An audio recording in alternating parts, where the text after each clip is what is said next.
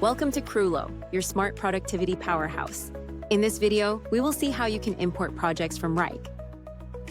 To begin, click on your profile, then navigate to Settings.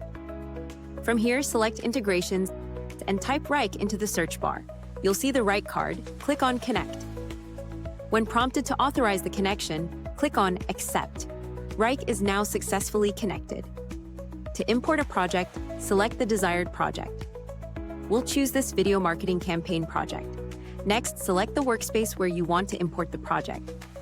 We'll select Marketing and then click on Import. Here you can see all the data that will be imported. To proceed, click on Confirm Import. The project is now successfully imported, and you can close the pop-up window.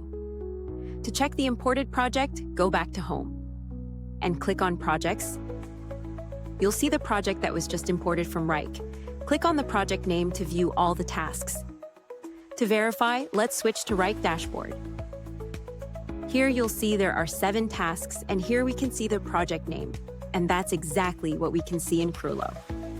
And that's how you can easily import projects from Wrike. Streamline your project management with Kroolo, your smart productivity powerhouse.